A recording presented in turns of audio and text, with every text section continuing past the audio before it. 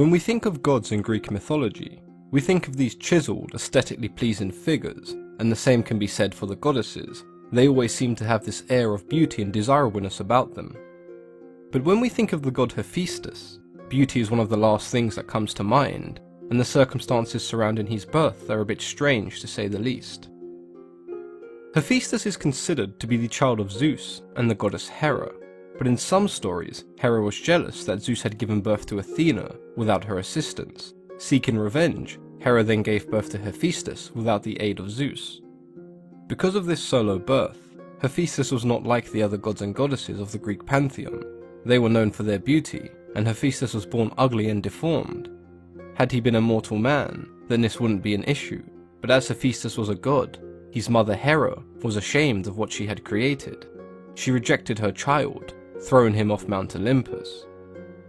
Despite the long and dangerous fall, Hephaestus eventually landed in the sea near the island of Lemnos. He would eventually be rescued by a sea goddess named Thetis, who took him to the island of Lemnos where he grew up, never really knowing where he was from. In the stories where Hephaestus had a more conventional birth, it wasn't until he was older that he was thrown off Mount Olympus by Zeus, when he attempted to protect his mother from Zeus's rage. The fall from Mount Olympus did not kill Hephaestus, but instead he was crippled by the fall, causing the limp that Hephaestus was often depicted as having. Growing up on the island of Lemnos, Hephaestus was raised by the local Thracian tribe, where they taught him to become a great craftsman. He would eventually construct his first ever forge on the island, where he began making trinkets and jewellery. Naturally, as he grew older, he became more curious as to the identity of his parents, and when he had found out of his origins and what had happened to him, he began to plot his revenge. Hephaestus' skills with his forge became so renowned that word even travelled to Mount Olympus, and he crafted a great golden throne that would be transported to the gods as a gift. When his mother Hera sat upon the throne, she became engulfed by the throne and she was unable to move. With Hera's powers being valued so highly, this did cause some concern amongst the gods. Hephaestus was summoned several times to Mount Olympus by Zeus to release his mother, but he remained on the island of Lemnos, ignoring all communication with his father.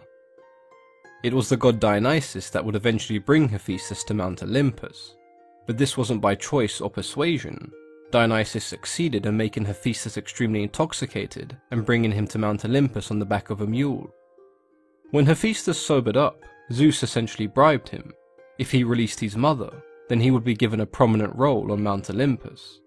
From then on, Hephaestus would be regarded as the god of the forge, sculpting, metalwork, fire, and volcanoes.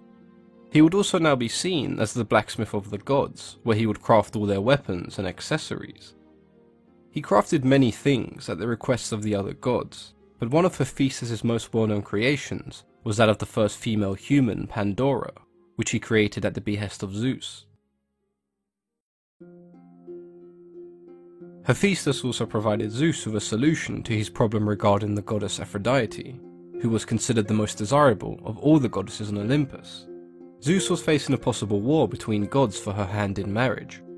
As part of their agreement, Zeus promised Aphrodite to Hephaestus, who accepted in disbelief that a goddess as beautiful as Aphrodite would ever be his wife. Needless to say, the prospect of being married to Hephaestus was not one that appealed to Aphrodite, and it wasn't long before her affections were focused elsewhere. Aphrodite soon took a liking to the god of war Ares, but their relationship did not go unnoticed. The titan of the sun, Helios, witnessed the two several times. He then informed Hephaestus of his wife's actions. Hephaestus, now infuriated by the actions of his wife, began creating a contraption that would catch her and Ares in the act. The next time the two lovers would meet, they triggered the trap that was set by Hephaestus mid-lovemaking, and they were ensnared by an unbreakable golden net. Hephaestus dragged both Aphrodite and Ares back to the other gods, assuming that they would be punished. But instead the other gods were more amused in the way that Aphrodite and Ares had been caught by Hephaestus. The two lovers were eventually released unpunished, and not long after, Aphrodite fell pregnant with the goddess Harmonia. The father was indeed Ares, and Aphrodite and Hephaestus soon went their separate ways. But like many divorces, it wasn't exactly a civil process. Hephaestus exacted some revenge on Aphrodite when he crafted a cursed necklace. the necklace of Harmonia, which brought pain and suffering to all those who possessed the necklace. Hephaestus and Aphrodite bore no children, but it's said the god was believed to have many mortal lovers, one located near each of his numerous forges. This led to Hephaestus having several children of note, including King Olenus, Ardalus the inventor, and Palimonius, one of the Argonauts. But perhaps his most well-known son was Erichonius, the man who would one day become the king of Athens. The circumstances surrounding his birth are also quite strange. Hephaestus attempted to court the goddess Athena, but when she rejected his advances, he tried to force himself upon the goddess. In the process, he ejaculated on her thigh. Athena brushed the semen away, but when the semen fell onto the earth, Gaia, she became pregnant, and born from the earth was Erichonius, the future king of Athens. It's believed that Hephaestus' main forge was located in Mount Olympus, with his secondary forge back on Lemnos. These subsequent forges were built beneath each one of the ancient world's volcanoes. Volcanic activity was often explained as Hephaestus at work. This does somewhat explain him being referred to as Vulcan in Roman mythology. Hephaestus' prized creation was undoubtedly his automatons.